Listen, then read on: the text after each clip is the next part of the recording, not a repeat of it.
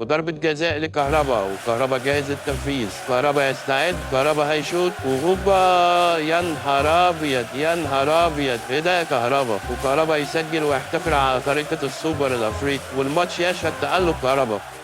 ايش يسوي هذا المصري؟ جئت من مصر تعمل أزمة دبلوماسية مع ليبيا باحتفالك هذا؟ لا خلاص يا واد، عمك كهربا جه وهيبقى افضل لاعب في ليبيا خلال ال6 شهور دول، وهرجع تاني العب في الاهلي نادي القرن في كاس العالم للانديه. والله الأهلي طردك من الفريق بسبب أفعالك هذا. لو أحد غيرك سوى هذا الاحتفال كانت الدولة الليبية رحلته في الحال. متغاظ اني سجلت في الجون صح. نين نين نين نين نين نين نين نين نين نين نين. والمره الجايه هحتفل احتفال الاسد متقلقش، او فرقع بالونه زي بتاعت امام كده. والله هذه ما هي أفعال. لو كان الشحات أو زيزو مكانك ما فعلوا هذه الأشياء أو هذه التصرفات. ركز في الكرة أفضل الله، ولا تسيء الآخرين بهذه التصرفات. أنت لاعب محترف ويجب أن تكون قدوة.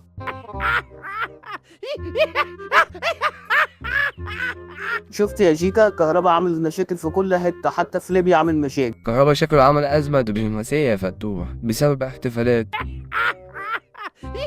كهربا بيحب يفتعل المشاكل دايما بدون داعي. ولا على رأي المستشار، كهربا ده هدية الزمالك للأهلي، وشوف ايه عمل ايه في الأهلي لما راح. كمية المشاكل اللي عملها مع الجمهور ومع اللعيبة أصدقائه، واخرتها مشوه على ليبيا. هو صحيح مشاكله كتير، بس هو حريف. لو كان بيركز في الكرة شوية كان زمانه دلوقتي بقى هداف زي العندليب وهداف المنتخب. ملوش في الخير نصيب. وبعدين انسى بقى موضوع كهربا دلوقتي، احنا عايزين نركز شوية في الدوري. الفرقة بقالها فترة واقعة. هنعمل ايه يا شيكا؟ عايزين صفقات جديدة زي الأهلي، اللعيبة كلها مصابة. الله يكون في عون النادي والإدارة. النادي ما فيهوش فلوس، والإدارة عمالة تسدد الديون اللي عليها، وإلا كده هيقف.